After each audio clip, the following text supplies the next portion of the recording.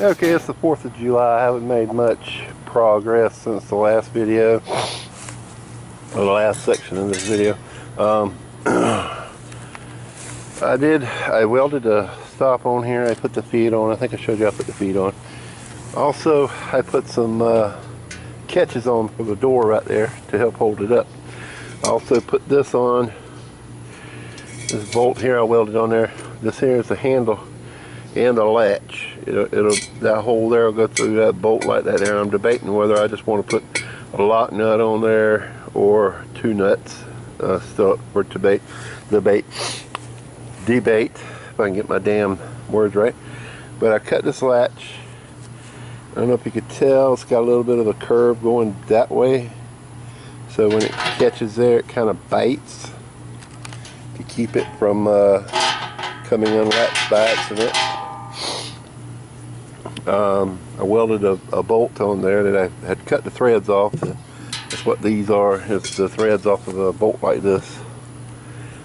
So I'm gonna, since I already had a coat of paint on these, I'm gonna put a coat of paint on this stuff so it doesn't rust here and those feet, and then touch it up so it looks good. And then after that, we're going to start sanding the inside and sticking the ceramic wool to it. I still have to cut the hole in here, but I'm going to wait until I do the inside of this first. So let me get to it. Okay, and that concludes the second coat of paint. I started on the lid already, grinding the inside a little bit so that the sodium silicate that I made in a previous video, I'm going to use it to adhere the ceramic wool inside. So we'll call it a day for today, and hopefully tomorrow I can start gluing the ceramic wool in. I still have to get a plug for that hole too. Also, one other thing I have to do is cut a hole for the burner and find a pipe that will fit the burner. Alright, here it is again. Only difference between this time and the last time is I put this on there. I welded some nuts on here, and I apologize for the welding job. I've got a really cheap Harbor Freight MIG welder, and it just isn't strong enough to do a proper bead, but you know, I can get the job done with it. But I just tack welded these nuts on. And as you can see, I got a hole drilled through here so that when you tighten it up, it'll tighten up around the burner. And I've got it cleared out down in there so that the burner can go in and out of there, where I can get a good flame going. At this point, I can go ahead and install the ceramic wool. I still want to get a plug for this. Haven't found one yet. Haven't been looking really. It looks like about a 1/2 inch to me. But yeah, it's all welded together now. I got the door over there on the table. All I gotta do is put it on here and put the pin through it. I got the latch off of it because I painted the latch and everything. The latch comes over and catches there, so I put these on there to catch the door. I probably should have evened them out a little bit. Catch the bottom of the door so it can rest on it. Got it painted in the silver high heat paint, and yeah, that's not going anywhere. So next step is to put in the ceramic wool. Alright guys, I've gone ahead and I've added the KO wool to the inside of it. There's 2 layers there, so it's about 2 inches thick. These are the bricks I'm going to use. I've got to cut this one off. I haven't done it yet because I was letting the KO wool firm up. I sprayed it with some rigidizer, colloidal silica, so that it would get hard. After it hardens up, I'm going to smooth it out with a little bit of sandpaper and spread on the ITC 100. I went ahead and cut the hole for the doohickey right there. Push that down for the burner. I don't know if you can see that from in here. I still got to do the door and cut the brick off before I put the ITC 100 on. I'm debating whether I want to cut that hole or not. The only purpose in cutting the hole would be to like slide in like a knife or something, but hell, by the time you close the door, you know, you're only going to have this part here. So, you know, if I have the wool on here, it makes a good seal, or if it doesn't make a good seal, then, you know, it's all about the same. Just stick that sucker in there, let it get hot. But anyway, I got the KO wool in and the rigidizer on, and next step will be to smooth that a little bit with some sandpaper and put the ITC 100 on. I think what I'm going to do is I'm going to cut this brick off, even with the door where it shuts, and then when I smooth it out, I'm going to make sure that this is flat with the edge, and then when this is smooth here, that way when it shuts it'll be even.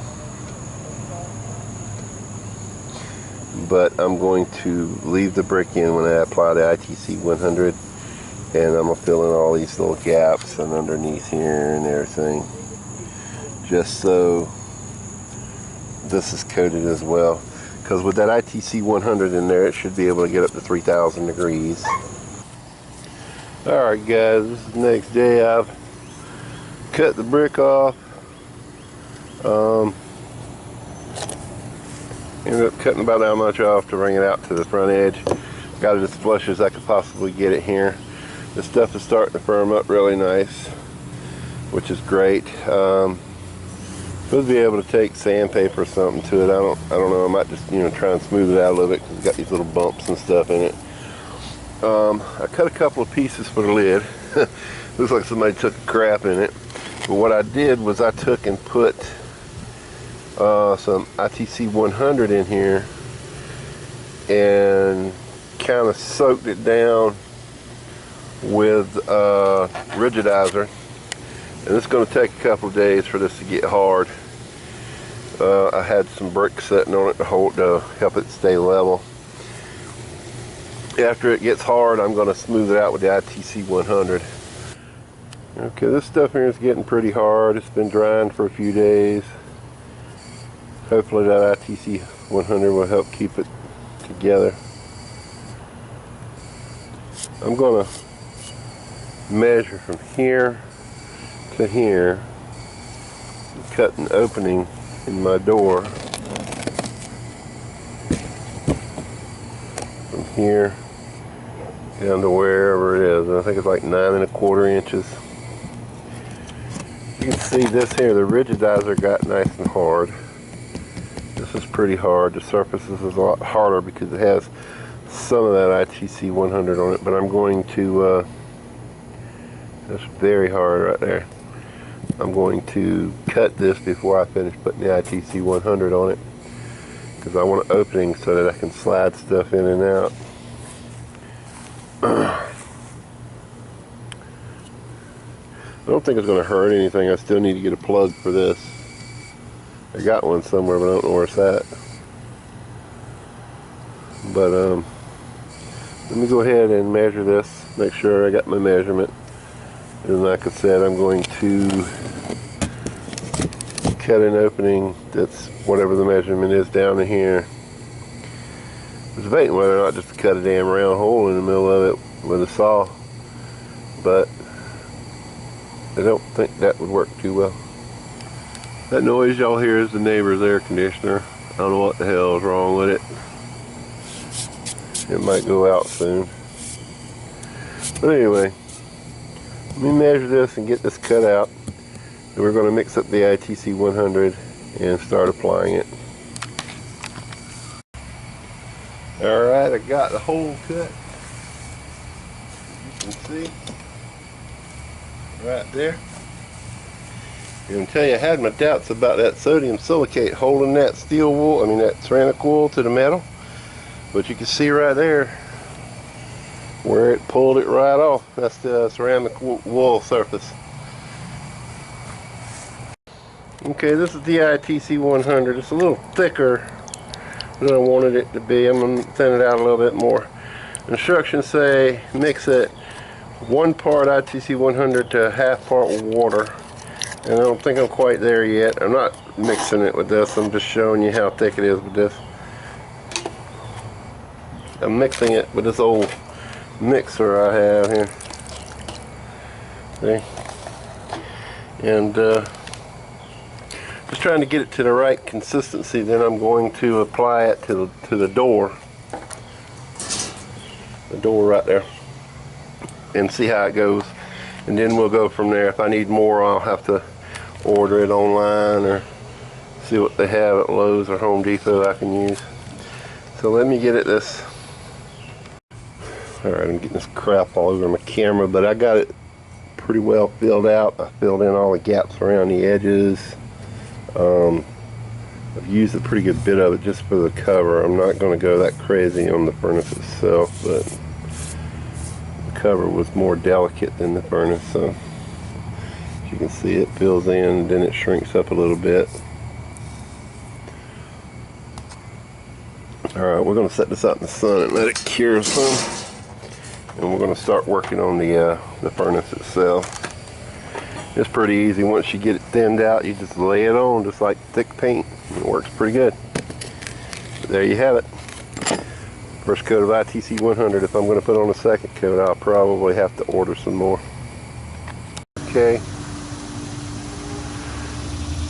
I've got the new thing of ITC 100 and I've applied it to the inside of the furnace. As you can see by the door, it's cracked up a bit and around the edge.